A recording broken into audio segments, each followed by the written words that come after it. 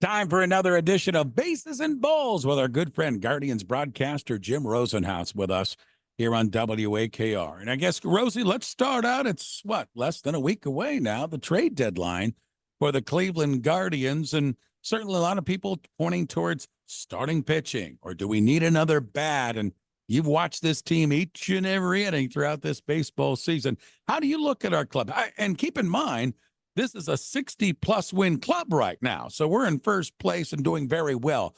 But are there needs for this team at the deadline? But the ones you mentioned, Ray, right off the bat, for sure. And I think that's been clear for a while, especially on the starting pitching front. But how do you do that? And every team's talking about that that's looking to add. There's just not that many sellers out there, and because of that, the price is going to be really high for anybody to make a move in terms of dealing prospects and things like that. So that's the challenge. It's been quiet so far, and it's going to be really interesting to see how active it is this year, because there's so many teams who feel that they're still in the hunt for the postseason, and so many teams, because of whether it's injuries or other factors, just don't have enough pitching, and mainly starting pitching. So there's some real challenges out there for sure to complete deals. Rosie, I guess one thing that we have that maybe some teams do not have, and that's a Tristan McKenzie, Logan Allen, and even now a Matthew Boyd that we're holding out, that two of them can straighten things out and the other one can get healthy and make an impact. Give us an update on those three. Well, I think it's kind of a holding pattern for Allen and McKenzie. They really haven't thrown enough down there to see if they've taken a step forward. The limited starts that they have had at AAA Columbus have been just okay, but I don't think they're seeing the improvement, especially in throwing strikes that they need to see before either one comes back.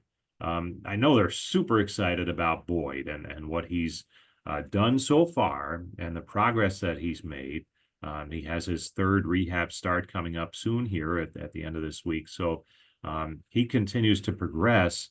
The question will be, when do they feel they can turn him loose in a major league game? And again, you don't want to rush back from Tommy John surgery. You want to take the steps that you need to take so that when you do come back, you can stay healthy for a while. And but what he's done so far, last time 4 innings for Akron, they're really impressed with. So that's exciting. I think if you had to say who's closest to helping, it might be him, which would have been odd to say maybe a month ago. Guardians broadcaster Jim Rosenhaus with us, bases and balls. Rosie, you and I remember us speaking of the Rubber Ducks. We were at Canal Park back in January, and we were talking about the shortstop position for our Guardians. And now when you look at it, this is a shortstop position that still has question marks. And I was wondering, take a look, shortstop, center field. When you look at our Guardians, these two positions with Angel Martinez and Freeman, and then who's ever playing shortstop, do you feel better about these two positions, or are they still big question marks? Well, I think from an experience standpoint, you could say they're question marks. Center field, though, Martinez and Freeman have done a good job out there defensively, considering the experience level both have in the outfield. So there have been very few times where they've hurt the club defensively, and Martinez certainly has been an asset offensively. Shortstop still very much up in the air, I think. Obviously, Rocchio is the superior defender, but has had struggles at the plate.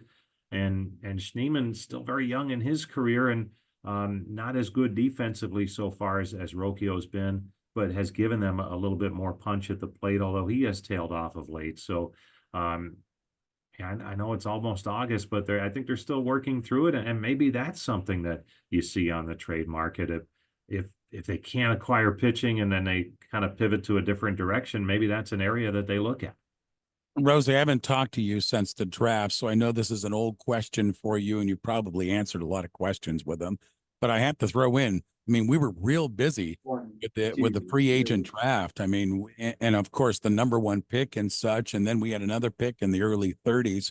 Talk about the draft and the job that the front office, Chris and Mike did with that draft. Well, and obviously, when you have the first overall pick, that's exciting, and they're excited about Travis Bazzana. It looks like he's going to be out playing this weekend already. So for Lake County, so that's exciting to get him rolling and progressing in his pro career.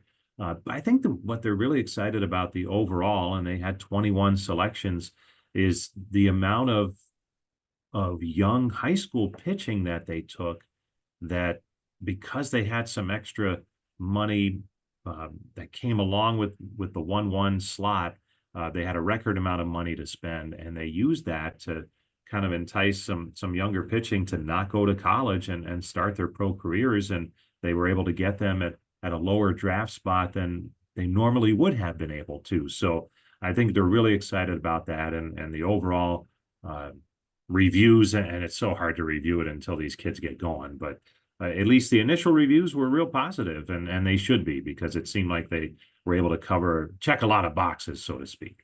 Okay, this weekend in Philly against one of the best baseball teams right now in the National League, and of course us, one of the best in the American League. It's a nice series coming up for us starting tonight. It really is. First time in a long time heading to Philly, just with the way the schedule used to be.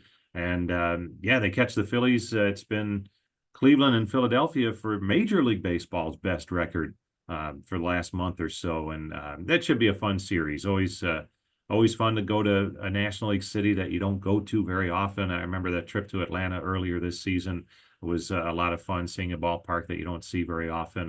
And that'll be the case this weekend. And oh, by the way, the team is really good that they're playing. So it should be a fun series. I know you're a runner. Are you going to run the Rocky Steps while you're in Oh, Philadelphia? that at some point in time, I'll have to do that, right? That's mandatory.